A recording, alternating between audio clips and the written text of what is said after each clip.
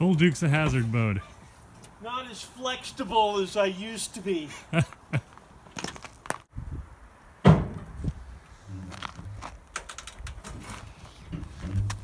Doing good.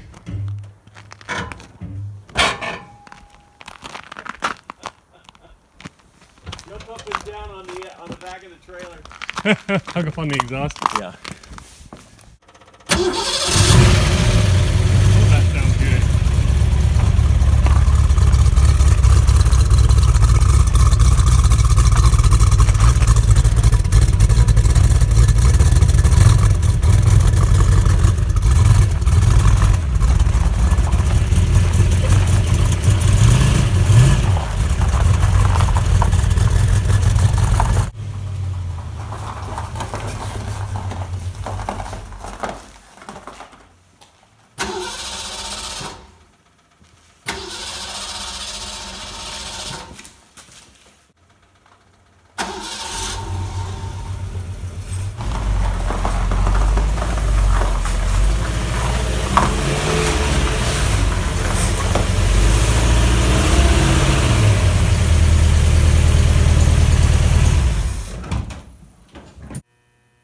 This is a voltage gauge from a Lotus Elan, of all things. It was the only gauge my dad could find that was the right size and had the needle hinged at the top, matching his other gauges.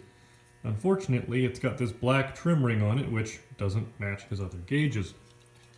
That's where this comes in. No, don't you roll away, you bastard. This is the old clock. It's got the right trim ring, it's the right size, it's made by the same people. Let's see if we can swap those trim rings. This Lotus gauge is something else. I thought it was defective until I opened it up. And notice there isn't a magnet. There's a coil of wire on a piece right there that sort of pushes the needle. I think that's a bimetallic strip, and that wire is just a heater. You normally see these on things like fuel gauges, where you want them to not read too quickly so that you don't see the fuel slosh in the tank. Yeah, you can see, with 12 volts applied, the needle is very slowly moving.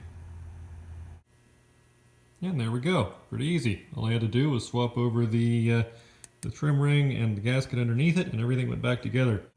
But wait, said absolutely nobody. How many amps is it pulling? 92 milliamps. Well, it's still a triumph. We're troubleshooting an oil leak.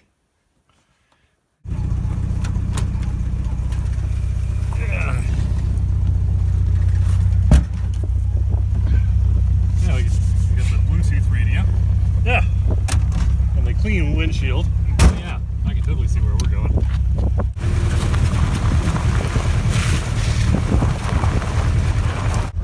Yeah, we might paint that white. Yeah, I think so too.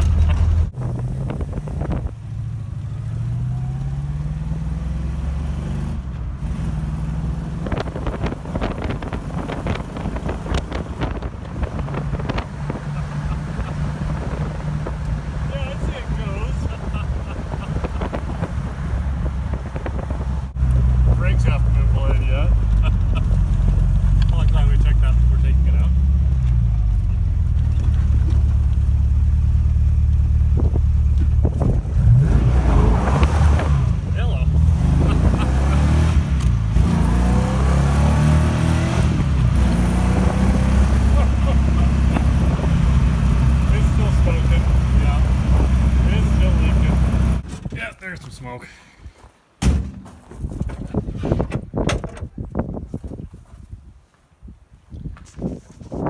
Same place as last time.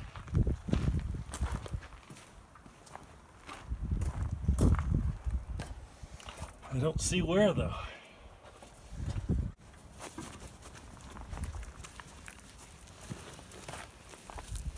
I'm going to help Dad. Are you, Bert? Yes.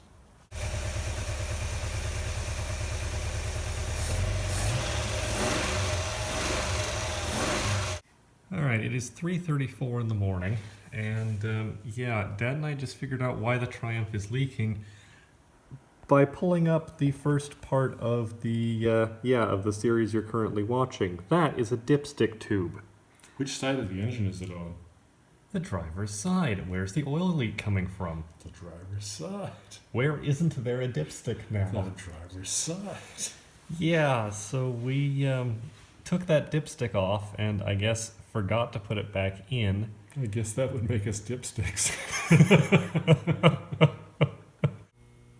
Fortunately, I'm a pack rat and I don't tend to throw things away.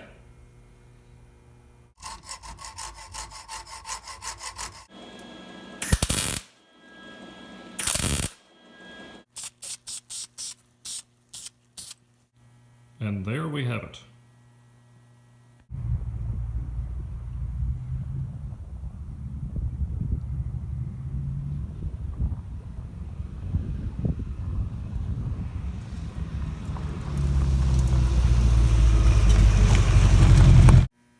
My dad needs a way to control his high beams that doesn't involve ballerina slippers.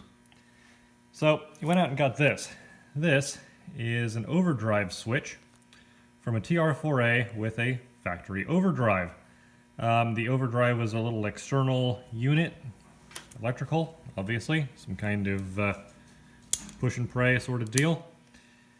And yeah, so these switches are still available. So this is a brand new switch.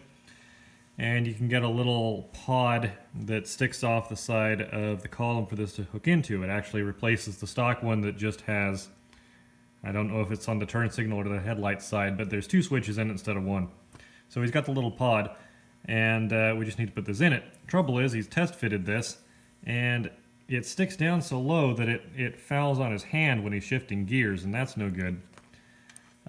Also, it's only, basically it's just an on-off switch, so we're going to be using a relay in place of the dip switch, but we'll get to that in a minute. This is steel, but it's got some kind of rubbery, almost rubbery, it's almost like heat shrink coating over it. And obviously this is just pot metal.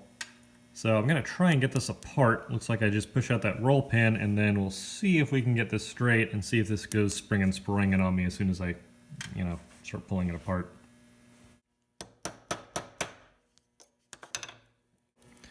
So I need to get that bend out of it. And that looks like it's pressed on. Don't want to try and press it off. I also don't want to screw up the coating, so this is going to require a little bit of finesse. Come on, you. Yep, it just came apart. Alright, well, good news and bad news. Good news, this just slides off. Bad news is I don't know that it appreciated sliding off. It felt like it was trying to stretch to the places where it wasn't supported by the tape. Oh yeah, that's all. That's not good. This is destroyed. So that's a thing, but I think this is heat shrink tubing.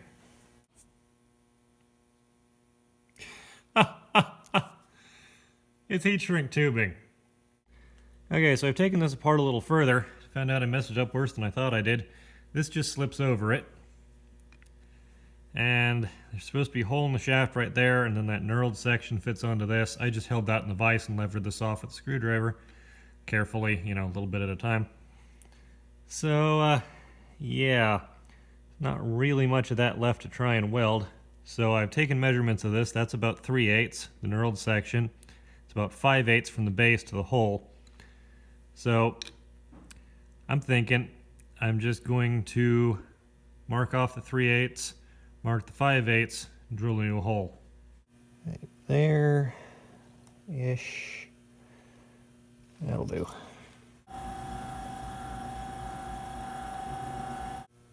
Perfect. Of course, it occurs to me now I could have just slid this block into place and use it as a guide to drill the hole, but gotta do it the hard way sometimes, right? If this sits just a little bit shy, it's gonna show a shiny spot. I don't like that. So, let's take my all-purpose touch-up paint pen here. Also, this heat shrink is the marine stuff, I think it is. It's got the adhesive inner wall on it, which is like a hot glue sort of stuff. So this shouldn't just slide off again.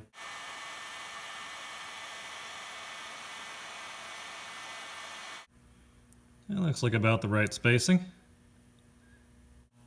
Got the rod back through the housing here. Got this back on. Obviously, don't forget about that. And I've got that flat to it because that's got to be on the same axis as that. Looks like I got them pretty close anyway. Okay, so the stack up here on the wire side, you've got your brass contact. You got your spring.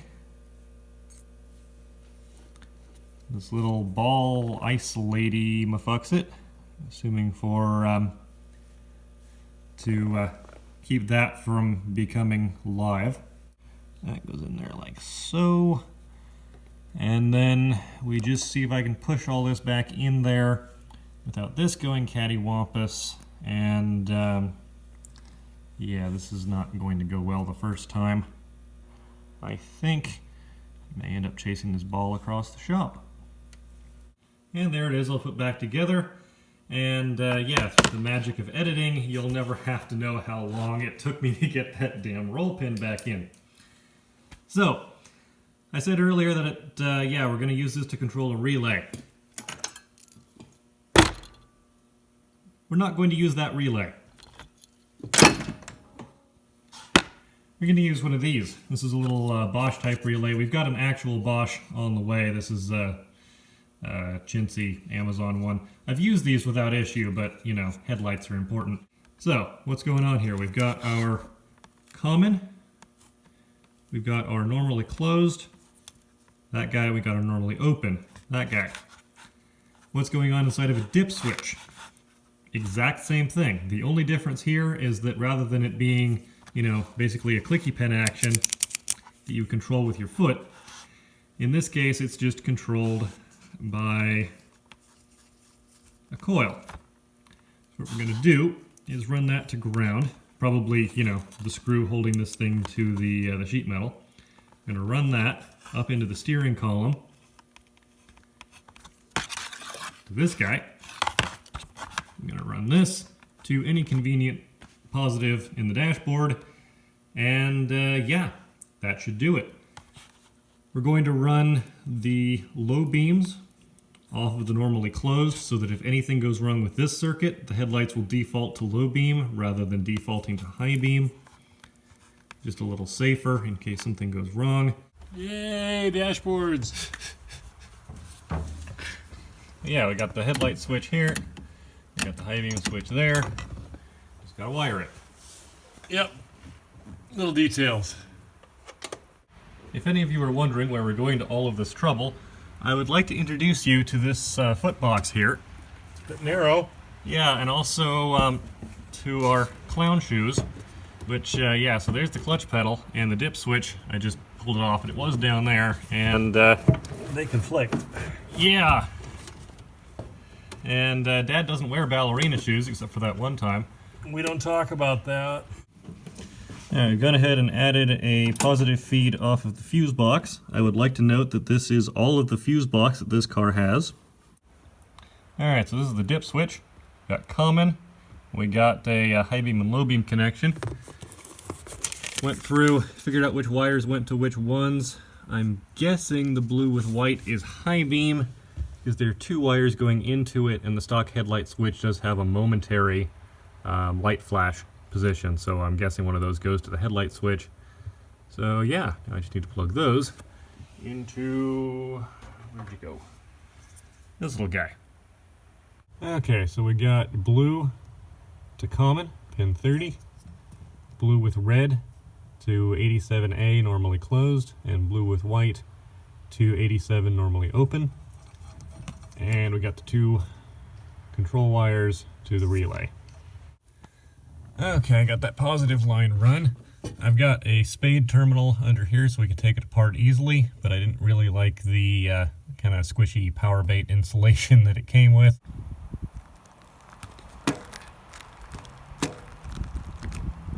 So I went ahead and put some electrical tape over it. This comes up, goes to the switch. And then on the other side we've got, where is it? This black wire coming out of the switch, connected to another wire going to the relay coil. I mounted the relay under the dash here, actually using one of the bolts that holds the dash in. So yeah, you can see that white wire goes through the relay coil to ground, and then we've got the original wiring harness for the dip switch just sort of pulled up around the carpet and hooked into that. Alright, let's see if this works.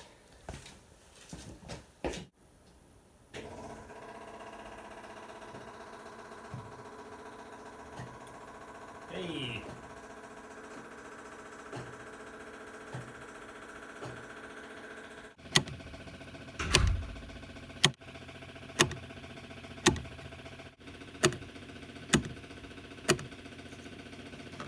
Sweet. And in case you were wondering, that Bosch relay did show up in the end. And yes, I swapped it out. And yes, it was just as fun the second time. Nice new hood emblem. So we took this thing out on the road, and we noticed that the front end seemed awfully floaty. Yeah, everywhere. Yeah, it was finding its own path down the road, and it had been drinking.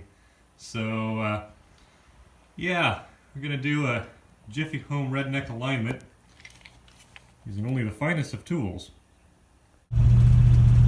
Alright, it was towed way out, so we've towed it a little in, and let's see how it likes it. Yeah. I do like that it has a no shit handle right here on the dashboard.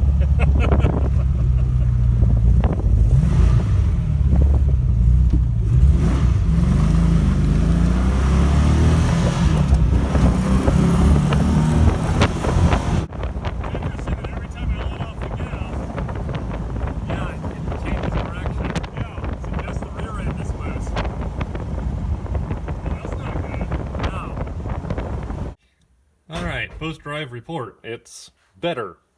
Better. But not nearly fixed. as scary. Yeah, the front end doesn't move all over the place just as it wants to, but it steers depending on how much gas you give it. Something is allowing it to go. Yeah, so that's got to be the rear end, I think. I don't think it's got enough lift in the front end to be causing that. Alright, so we're trying to figure out what's going on with the rear of this thing. We found something interesting about the end float on the rear wheels. You want to wiggle that wheel? It's sort of clown car-ish. I pull this wheel out, and that one moves. Also, the manual specs about 4 to 6 thou of end float. I don't have a dial indicator, but I don't think that's 4 to 6 thou. That's a lot more than that. So yeah, we're looking at it from underneath here. We haven't found anything obvious yet, but you can see why these things have axle wrap issues. There's the axle tube, there's the leaf spring, there's the big-ass lowering block in between them. And that's factory. In fact, I think that says stand part on it right there. It does indeed. So problem number 2, these are the factory lever shocks. And it's supposed to be full of, I believe it's 10 weight oil? 10 or 20. Yeah, it seems to be full of... Zero weight. Yeah, dust weight. My dad's got the rear suspension mostly torn down now. We found a few minor things wrong with it. These lever shocks don't have as much oil in them as they're supposed to, but they do still work. So, we'll top these up. We're not too worried about them. The end link that goes to the lever shock is, yeah, it's seen better days, but that's not our main issue either. And then there's this guy. This is our lowering block. It goes in between the spring and the axle with the spring on the bottom. And you can see there's a hole here for a pin on the spring, and that prevents everything from shifting around. That's all fine. However, on the top, that pin has gone AWOL. So what we're going to do is we're going to make a new perch for it. Basically just take a piece of steel, drill a hole in the right place, stick the rod through, weld it up, and then weld this to the axle so that we've got a flat surface with a pin on it that engages that. Something like that. You know, Dad, you got to be careful with that stuff. I didn't get any on my Hoodas. Good. Good to hear. And I got it under there where it was welded on. Yeah, just a little touch up on the frame and whatnot under here. And yeah, Dad reduced the number of shims and got the end float down to where he's happy with it. Yeah, just a wee bit. Right in spec. As you can see, Dad is having great fun reinstalling the leaf springs. Making noises. Yeah. Gotta be careful, if there are any elk outside, they're gonna be getting real horny right about now. Nice thing is that the fucker's never coming loose. Okay then. But yeah, anyway, we got new front bushings in the leaf springs. Oh, Jesus Christ. Yeah. Well, it turns out we're not done with these damn things yet. Dad went and tried to mount everything up and found out that the U-bolts aren't long enough. Didn't have enough room for 1/8 of an inch. Yeah, so we're back to using the holes that are in the axle, and we found out that this trailer hitch pin fits pretty well in the 5/8 hole that I drilled out in that. So yeah, we're going to try and make a new pin out of that that sticks into that and see if that does her. I want to say we've done uglier, but I can't remember when. I can. Yeah, and for anyone wondering, that cross pin is an 11/16 drill bit. Hardened. Yeah, because that's what we had that fit. So, Go figure. high class. Yeah, little JB weld. She'll be right. Good as new if your new isn't very good. So here's a problem you may not have had in most vehicles. The gas tank was squeaking against the interior trim panel. This piece of 1/8 inch hardboard is to protect you if the gas tank explodes. So we've got to put some peel and stick foam on it for kindling, and that should prevent this from squeaking. In theory. In theory. Or it'll squeak much, much more, we're not sure which. Just differently. Yeah, a different register. Today on the Triumph Project, Dad has made himself a new friend.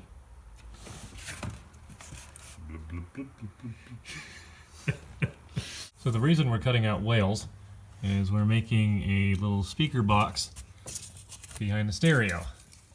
Because where else do you put speakers in an open top convertible? Yeah, I think before you had like pods behind the speakers or behind the seats. Pods behind the seats that I could hear them go. So at least this way your shins can appreciate your music. Yeah. However, there's a bit of a challenge on that side because there's a gas pedal in the way. And a heater control. And a bit of a challenge on this side because we need to figure out how to make it so that you can still get to this little guy. This is Triumph's state-of-the-art air conditioner. Which you have to be fairly strong to turn. Yeah, it's got a... Jesus. Fair amount of... Spring torque. Yeah. I would take the whole bracket out and try and remake it, but... The whole dashboard. yeah. Ain't nobody got time for that.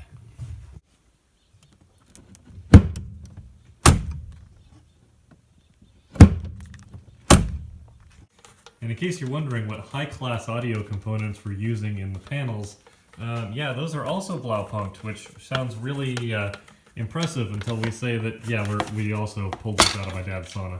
They're both out of the sauna because I figured they can take heat fluctuations. They are Eastern Washington convertible rated. Yeah, there we go. We already know that they're designed for a harsher environment than the one that they're going to go in. Right. And with that, we found our piece of metal. A washing machine lid. Goes along with the rototiller pieces. Yeah. And here we go. Super custom speaker grates cut out of a washing machine lid. Also, funny thing about cutting up a washing machine lid, they're like ceramic coated, porcelain coated. And so, yeah, when you go and bend it in the bending brake, all sorts of little chunks of porcelain jump off and try and get in your eyes.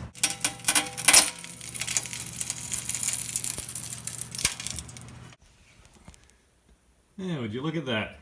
You never know it was a washing machine. Okay, I never used spray glue before, so I don't think I have. I think I used it once on some ants when I was a kid. It did stick the ants together.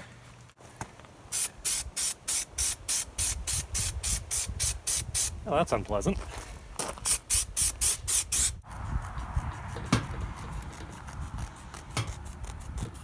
Yeah.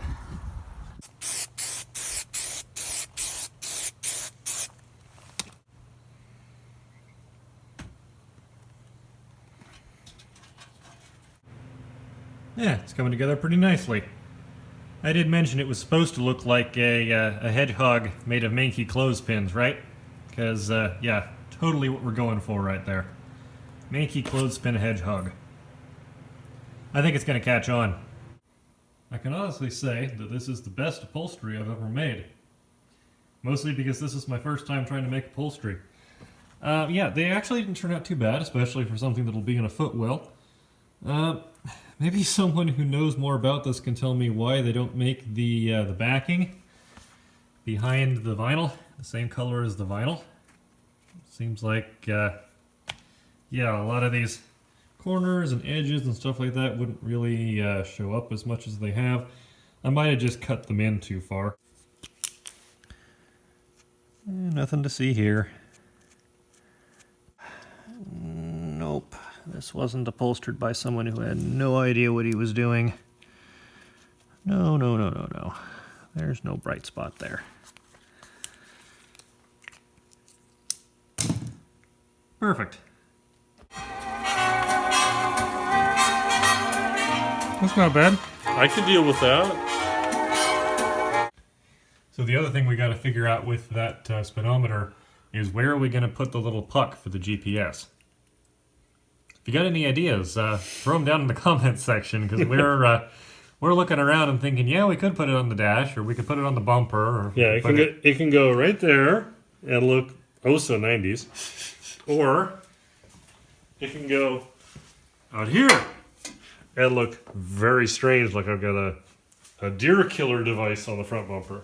Yeah, I mean, that's what it looks like. It looks like you've got one of those deer whistles that's fallen off, or you've got like a headlight sprayer. We find that a Torx drive screwdriver holds paint really well. Yeah, it's like an old quill pen. As you can see, we're even using the proper color match. Alright, we got the GPS speedometer drive motor thingy installed. Press the button once. Should spin up to 60. That's pretty goddamn close. Cool. I like it. We're golden. And it still waggles around like it used to as well. Yeah, so it still looks like a Triumph. I like it. So we now have a speedometer. Yay, tack next. Yep, tack next. And that's a little more conventional. So to speak. It was a mechanical tack, now it's an electrical tack. Yep, Dad sent it off to somebody who put the guts of a normal tachometer in it, because this thing on the old 4-pot was cable driven. Mm-hmm. Mechanical tack, and super old school. Nothing they make now looks right in that dashboard. Yeah, we were looking at like upgrade new gauges and stuff, and either they look right for a horseless carriage or they look right for a vet cart, and there's not much in between. Or they look like you drove your Pet Boys too slow. Yeah, and everything flew out, stuck to you. So, that's why we've gone to so much trouble for the stock ones, or I should say why Dad's gone to so much trouble. I'm just installing shit. Shout out to Redline Gauges in South California. Alright, let's see if we got the tack hooked up right. Ready? Yep.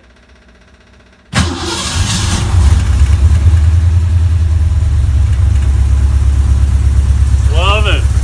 I like it when things work. Even when it stalls, I like it when things work. Well, it's another day, another sawzall for this poor car. Because, yeah, Dad wants to scoot the seat back just a little bit more. It's easier than shortening my legs. There is that. I mean, I do have this right here. But yeah, we're just taking a bit of the frame out to try and remake it with a bend in it so that it'll clear the wheel well. Much better. Good. I'm thinking maybe we need to go just a hair lower.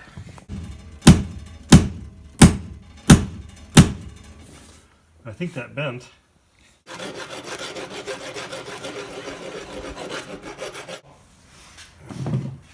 Well, for anyone disappointed about the lack of fire so far, we've got a bonus round here just for you. Turns out, yeah, we need to make the cutout bigger. So, we're making it bigger. So whenever you're worried about fire, use non-flammable materials. Yeah, like this, Piece of wood, yeah. because wood doesn't burn. Alright, test fit number 325. 0.3.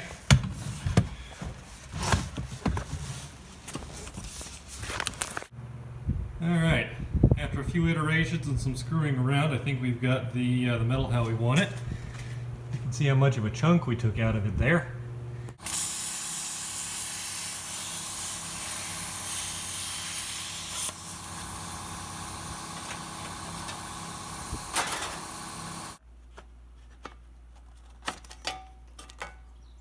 So yeah, that's our new piece of backer there. Got the old one cut up. That's just going to go right over that, same as it ever was. And so all we need to do is cover that piece and make some fastener holes. And trust me, it's going to look good. It's going to look great.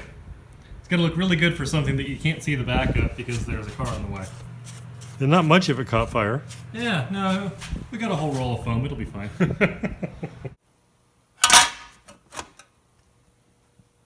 Nice. Now this is where we're at. Got this piece foamed. And yeah, I got a piece of vinyl cut. Now, I assumed that I was going to have to do a flat piece here and a flat piece here and then a seam. So yeah, you can see it's got some stretch to it. So, I don't know, can I show my knob on YouTube? Probably shouldn't. Yeah, I think this might just work. I'm just going to slap that together, press it in. If it doesn't work, we've got more vinyl. If it does work, it'll look a whole lot better than trying to put it together out of two pieces. It's not perfect, but it's pretty damn good. It didn't completely follow the contour. Obviously, we've got a much shallower angle there than we have back there, but honestly that's fine. Now I just need something to cover this part. We considered doing it out of sheet metal, but then realized there was really no need because we've got a perfectly shaped piece of plywood sitting right here that, yeah, I cut that side off of to make a template there. So, went ahead and glued that back on. Probably take the manky pins off now. It should be, yeah, pretty well stuck. So I need to cut that down the side and roll that over, and then that'll be ready to figure out what we're doing as far as clips. Except there's this sort of butt flap, for want of a better word. And yeah, you can see that kind of goes down underneath. I think that folds over like that, and then the stoppers for the seat track go through that. I'm not sure what the purpose of this is, other than catching dead bugs? I'm going to assume those are dead bugs. Anyway, I assume we still need that. So I went ahead and cut this seam to here, so that I can roll this over, leave that alone, and then we can just tuck that underneath all this, and that should all be fine. I also ran this little bit of vinyl here a little longer than the sheet metal, because otherwise, if that was cut down like that, we would have had just that little bit of metal showing. Now, again, there's that parcel shelf that I think goes up to about there, so we probably never would have noticed it, but it would have bothered me. I went ahead and added a little scab piece on the back here just to hold that together. I wasn't sure I trusted the stitching after I'd cut a bunch of it out. But yeah, don't mind the various clips here and there, just seams that needed a little more time. Yeah, I don't think that looks too bad at all. I think that'll work. Man, looks pretty good. Alright, we got the outside of it all stretched and glued, and now it has fallen to Dad to figure out how the butt flap is supposed to go back together. Yeah, I've never been good at butt flaps. Not since that assless chaps incident. Yeah, yeah. I think it looks surprisingly passable. Yeah, well, once again, for not knowing what the hell we're doing, you don't look too much at the wrinkles. That turned out pretty well. Wrinkles? I've got wrinkles. Those ain't wrinkles. That goes there, something like that.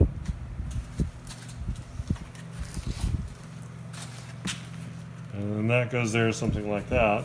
And then we do with the butt flap, and then We do with the butt flap, yes. yeah, we do with the butt flap, and then it's all done.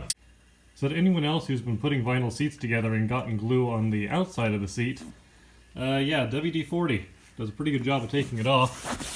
There's probably some detailing guy out there screaming at his screen right now and choking on his sandwich, but it seems to be working so far. It does better than anything WD-40 was designed to do. Just saying. Yeah, and if you look at the bottom of this, you might notice none of the lines line up. They don't on the other seat either, so it's factory. It's factory. Good as we're gonna get. Oh my Lord, that's good. I can drive this car. Well, you can once we get the rest of it finished. I close the hood, but yeah. That's as good as it's gonna get. I always had to fold myself into the car. But, Well, now hopefully there's a little less folding going on. no, I can do this just fine. I can still do this. I can still almost reach that. This is just fan-fucking-tastic. Yeah, and with the door open, you can't see past the door, the seat either. Yeah. But you can see that with the door open, my finger's almost straight to the back of the seat with it all the way back. Versus how it was. This is how it was. So I just gained 1.5 inches of floor room. And this is probably not the most work that he's gone through for 1.5 inches. Oh, that's what she said. So in case you're wondering why we've gone to this much effort to push the seat back, this is not a large cockpit. Yeah, I'm sitting in it now. The seat is all the way back. My left leg's okay. My right leg, I mean, it can do the things it needs to do, but I'm hard up against the wheel here. And the shifter's right there. That's as far over, and that's second. So that's as bad as that gets. But yeah, my knee's hard up against the wheel. They didn't put tilt columns in these, so we can't really move the wheel up without modifying the nice new dashboard. So yeah, about all we can do is move the seat back or make the steering wheel smaller. And how much did you say these wheels go for? About 100. Yeah.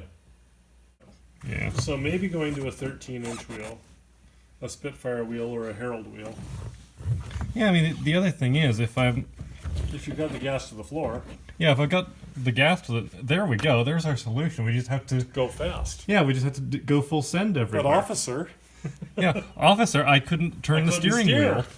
Yeah, there we go.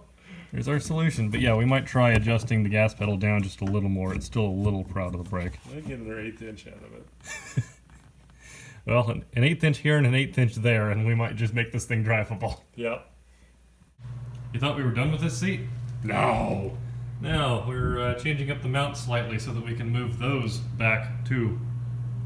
Because everything leads to something else. And everything revolves around your ass. I'm going to let that one go. So yeah, I think this pretty well tells the story of the modifications we had to do here. We moved the whole track assembly back and had to add a tab right there. You might be going, why not just put the bolt through there? Well, there's a frame rail right underneath of that. So yeah, that was the best we could do. But if you didn't know, you wouldn't know. yeah, I suppose we could have painted those black. Oh well, next time it's out. That's what brushes are for.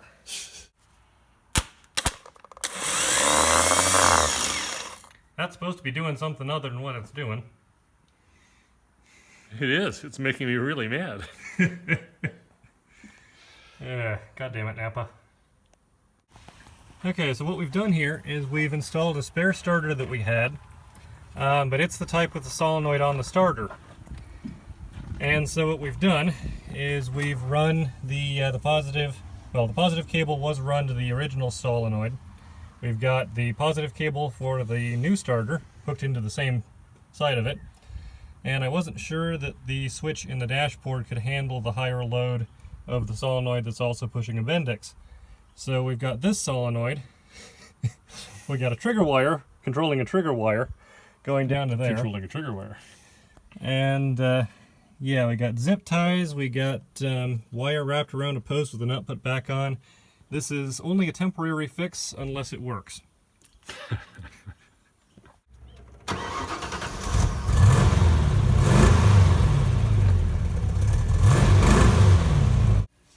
This is the carburetor that came with the motor. It's a quick fuel technology. Yeah, it's a quick fuel technology. We don't know what. We're thinking probably a 750 or something, which is a little much for a mildly warmed up 302. So yeah, we've got, what is this, a 600? Yep. 600. It's remanufactured Holley. It's the same series they used in the day. In the Mustangs? In the Mustangs and the Chirinos and the Cougars. It looks less Pep Boys. Yeah, it looks less Pep Boys, and more importantly, it might function at a speed other than idle and wide open. Wide open's fun. Yeah, this thing does wide open real well, and it idles sort of. Just nothing in between. Yeah, this might have something in between.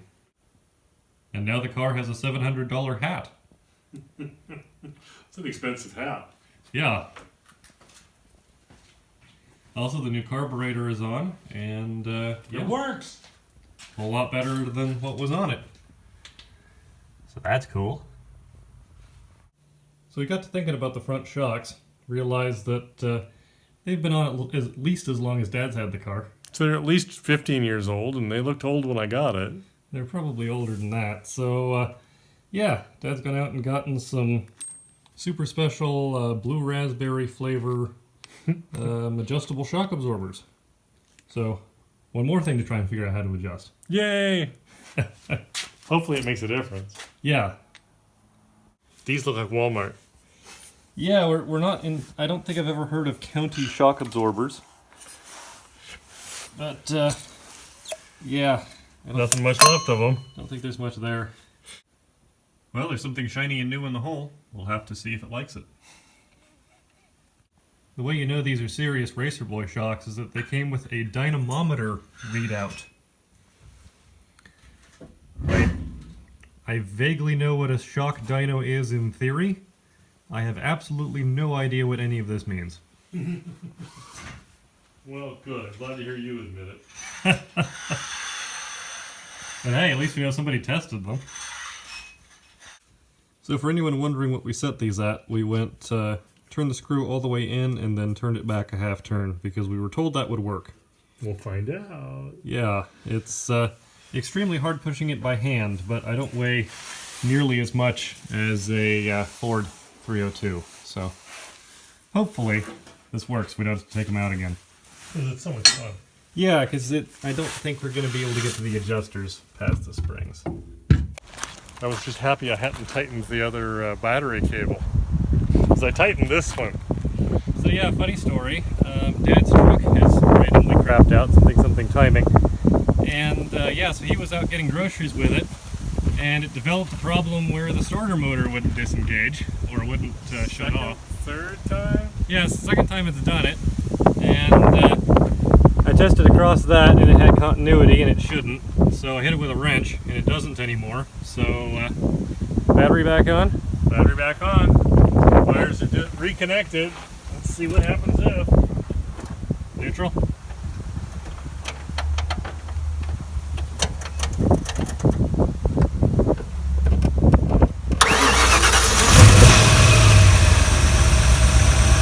like it should. Cool. Let's get another solenoid coming. Yeah. Well, we got a new solenoid. This one has a bear on it, so you know it's good. Also got a coolant leak. So that's always fun. I can see through the windshield. Meaning it's clean?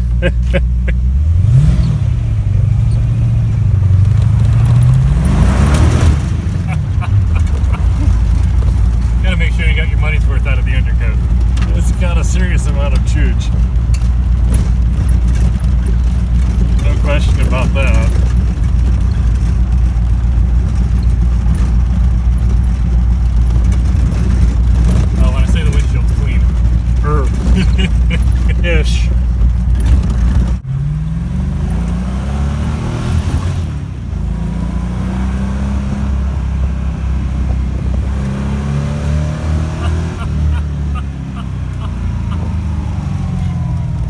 seriously fun? Yeah.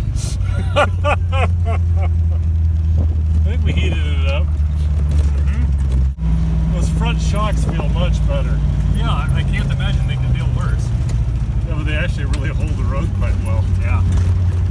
Without having new tires on it. Yeah. Okay, we'll see if it's still leaking. Because that was all in the name of science. Yeah. We're trying to see if we still have a coolant leak. Yep. Yeah, it's still leaking. Yep. I think I may have a crack. And for today's minor tune-up item, whole intake manifold. Tuning. Yeah. Yeah. I would hit it with a tuning fork, but my hands are full. So yeah, we're thinking this manifold is just not flowing right for this motor at this CFM with this carburetor with whatever. We think that's a single plane manifold. And this is a dual plane manifold. This is an Edelbrock F4B for those of you playing along at home. And so it has the upper plenum and a lower plenum, which change the way the air flows, and you don't end up with a puddle of gas inside the manifold. We're thinking this one is puddling and then dripping, and then that's why it's kind of being a little doggy at lower speeds. Muddy. My pet word. Muddy. Muddy. It's Well, like it's going through a mud track. And there are two reasons for doing this. One is to make it run better, and the other one is that this one has an oil leak. Yes. Which is not uncommon with Ford 302s. Yeah, because they've got these stupid walls at the end, and they give you the little quart gaskets that don't Need to be do thrown anything. away. Yes. Well, we think we found our problem. It is a dual plane, but look at all that fuel puddling in there. We'll see if the other one flows better. Yeah, something ain't happy here. Copper. I hate that stuff. The copper RTV. Yeah. It didn't work. Yeah, well, he didn't put enough right there. Yeah. We should also note that all but one of the manifold bolts were finger tight. The one that wasn't was right next to where the oil was leaking. Yeah, the intake ports looks like they've been polished. Mm-hmm. Yep. Some good work went into this thing. The old water neck on this Edelbrock manifold was pretty screwed up, and it took a lot of aluminum out with it. Now, the neck that we're putting in has threads deep enough that it should work just fine, but it was not starting in that. So I took the end here of the old water neck, cut a slit through it with a hacksaw, beveled the end, beat out the aluminum that was stuck in the threads with a chisel, of course a proper chisel, definitely not a flathead screwdriver, and yeah, use that as a tap because we didn't have a tap that size. And now that threads into that, which is great. We're not going to do it until it's in the car, so yeah, delayed gratification on that one, but it's fixed. We don't have to drill it out and tap it a size bigger, so that's a win. Well, there we go, all cleaned up and ready for the manifold. We want to pick up some studs to put in some of the bolt holes to make that easy, so that's going to be a tomorrow job. But that's all ready to go. Here's the new manifold and the old manifold. This is an Edelbrock F4B. We have no idea what this is. The only markings it has are down here, are 052011. Yep. Which I suspect means it was cast in May of 2011. That doesn't really tell us much.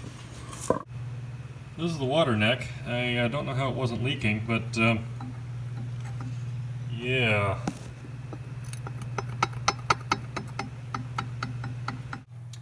Yeah, so after all the work the last guy went to port the heads, we're thinking we probably ought to port the manifold just a little bit here.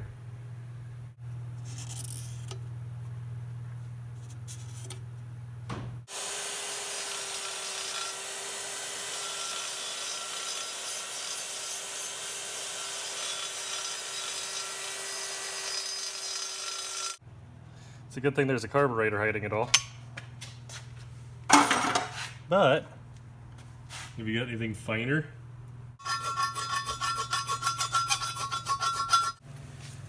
Alright, well, I'm not going to advertise my services for manifold porting anytime soon, but yeah.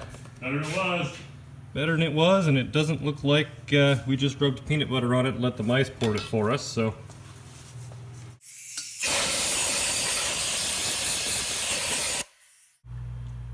So Dad was reading last night, suggested putting a thin film on both ends, let that chooch up a little, and then give it a thick film for like adhesion or something. Yeah, so the thin film is supposed to stick the block to the manifold. Ah, so you're basically just getting it in the corners. Yeah, you're creating a film for adhesion, and you're making sure you get that corner nice and goopy. Yeah, we're thinking part of the problem with the old manifold that we took off wasn't its design, because the design seems to be about the same, but It's insulation. yeah, only 2 of the manifold bolts were actually tight. And that was only because the holes were filthy. Yeah, when we cleaned the holes out with a tap, all manner of crap came out of them, so. So it says let that about half chooch. And then do the water ports, put the gaskets on, do the water ports again once the gaskets are on, and then do the valleys.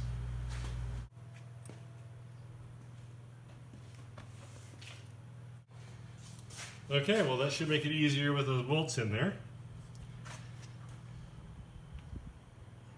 Nope, wait. It's a good thing I know you well enough to not pay attention. Yeah, but look how well that worked. Yep. Alright, well, That's a fucking thing of beauty. yeah, looks a lot better than the half-painted crap that was in there. Okay, so Speaking of which, you want to knock the paint off these heads?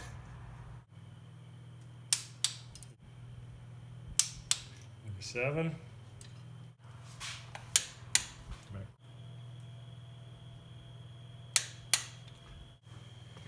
Well, after a couple more times torque around, the bolts have pretty much stopped moving, so we figure it's actually at torque now. And just because I like things to be neat. What, you don't want the massive smear of orange schmutz that was back there before? No, didn't like that. We had to do a little finish work on the water neck because it was somehow warped. So it's less warped. We think that's got the thermostat the right way in. Well, that's, Conflict! yeah, challenging. Ever so gently. I'm seeing it's above the level of the top of fenders. Yeah, that's okay. This is a little higher in the center. Yeah, I'll set it down very slowly.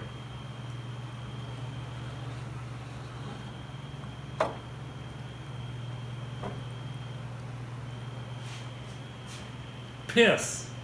We're down nice and slow, no sudden movements. Shampooing a lion.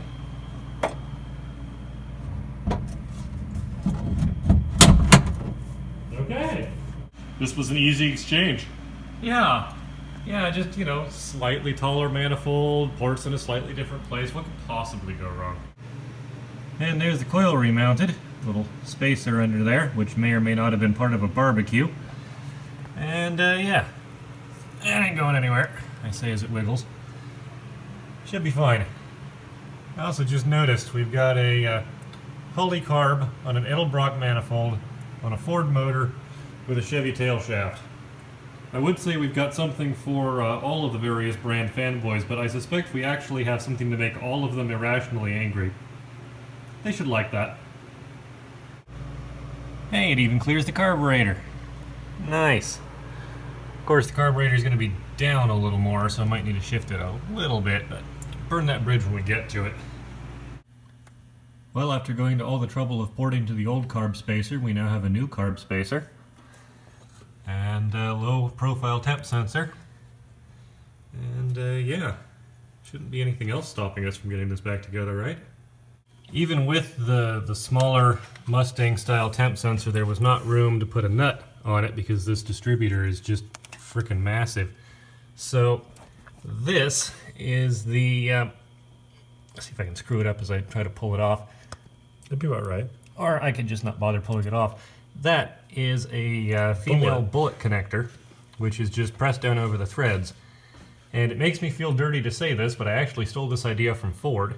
Because this is basically how they hooked up the signal wire to the starter solenoid on our F-150. Did I mention we don't have any timing marks on the balancer?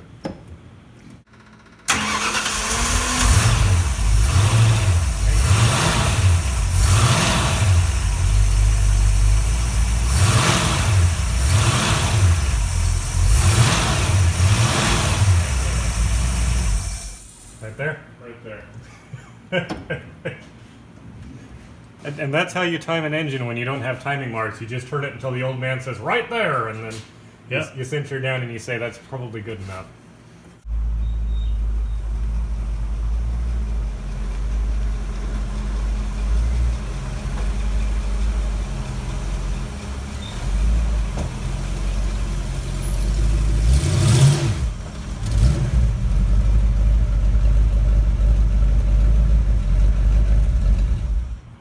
How's it feel?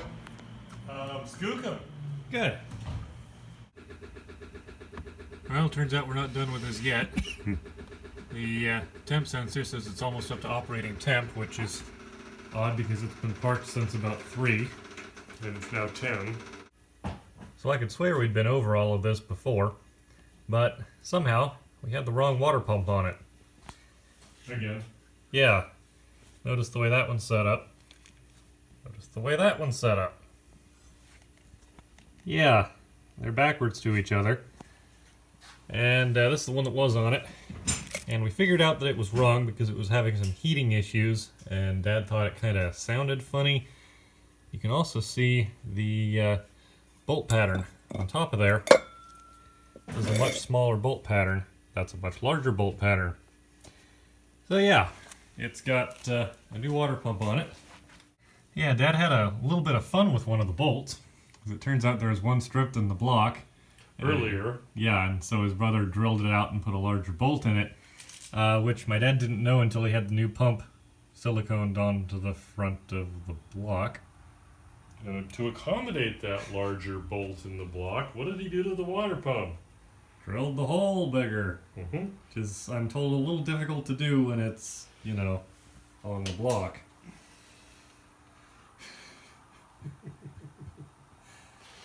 Got more mileage out of that 90-degree drill adapter.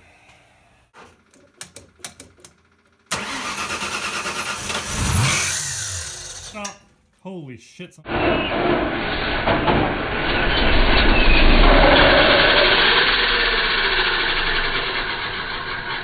Alright, let's try that again. Hey, no sparks.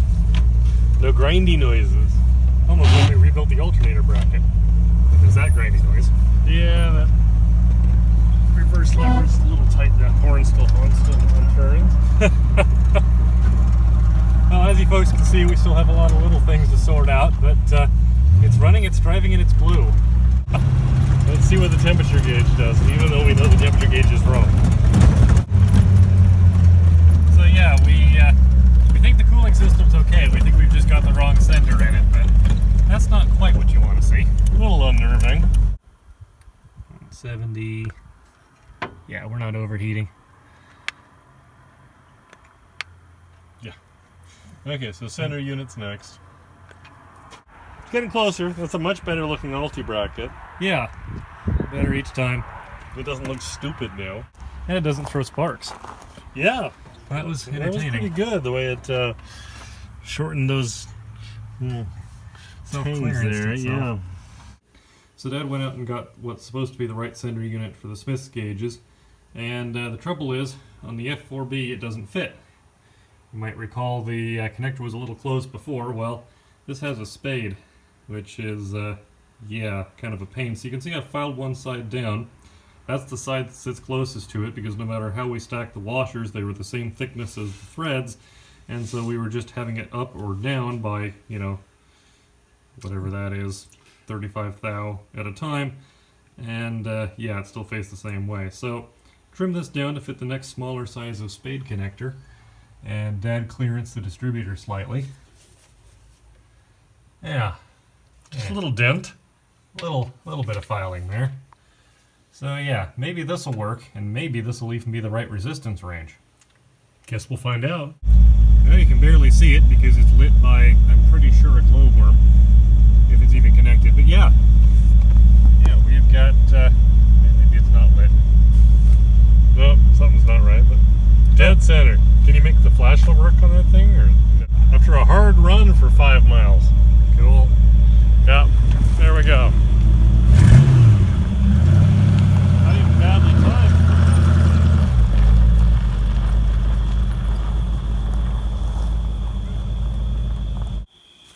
So for anyone else with this stupid problem, what sender did you end up going with? Smith's Blacktop Mini Cooper.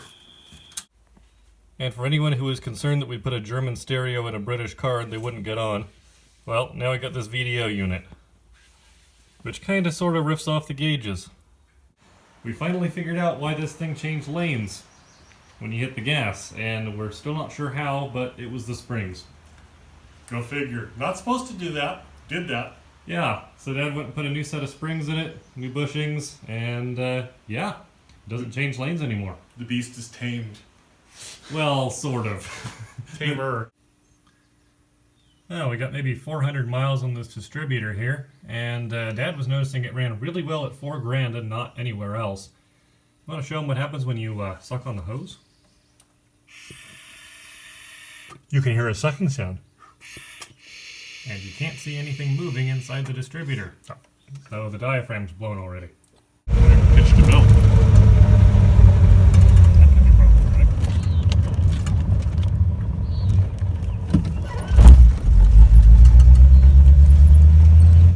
Anyway, this is a 3-wire alternator. I believe it's an SI series. It had a 1-wire in it, which sometimes kind of charged. And sometimes Kind of didn't. All right, let's just run down the wiring real quick here. I can pretend this is to make it easier for the next guy, but it's just as much so that when this goes wrong, we know what we did wrong. So the fat black wire right here, that's our sense wire.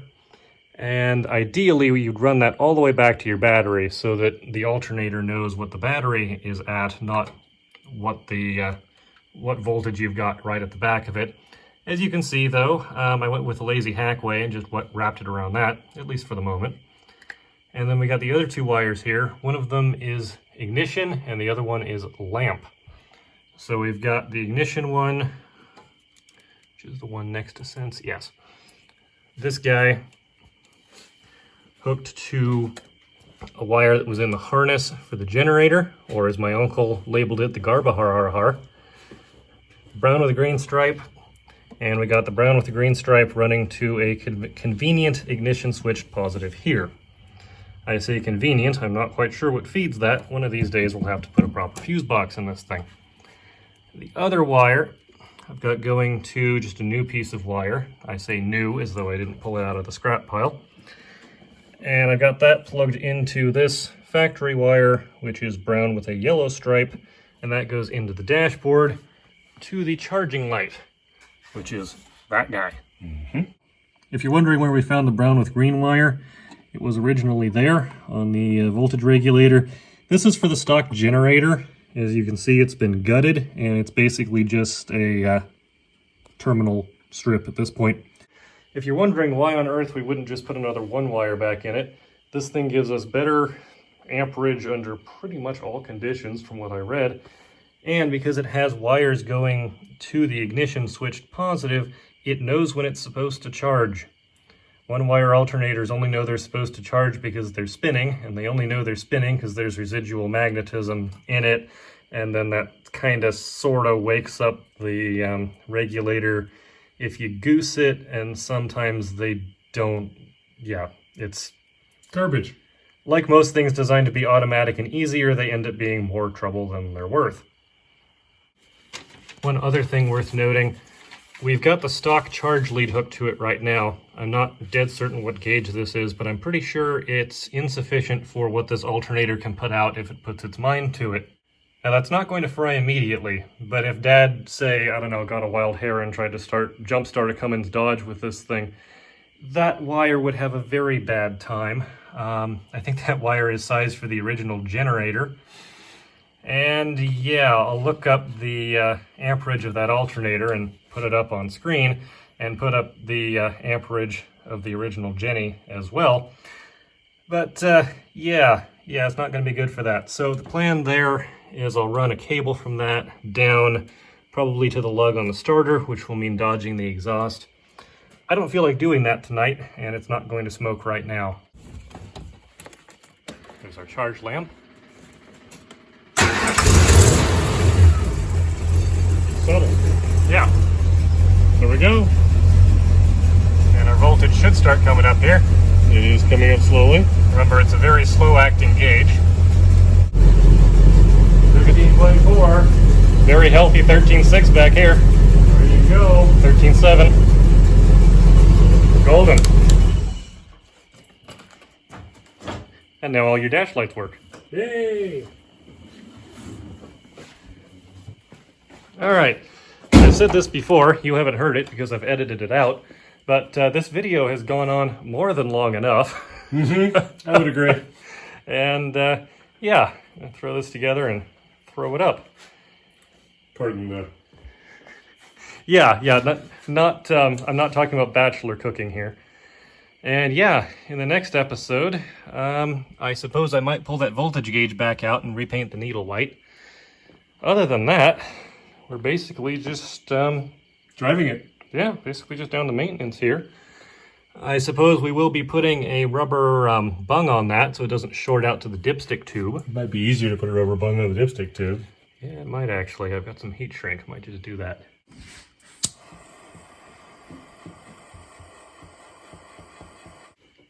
We decided that rather than having that arc out to this and burn the car to the ground, we would put a little boot on this and a little bit of heat shrink around this dipstick tube. Can't hurt. Can't hurt. Oh, and one final thing that we forgot, I say for the 30th time. Trunk floor. There's a spare tire and all that underneath, but Dad slapped all this together. I think it looks pretty damn good. First time it's ever had one. Yeah. We'll make a cover for the battery next. Yeah, once again, it seems to be a common theme here. We got positive way too close to the body, but, you know, that's rubber. We'll get a little dingus in for it. And it's fine, because if that catches fire, the fire extinguisher's in the trunk too, so we're completely screwed. It's okay, because the gas tank's behind cardboard. Yep.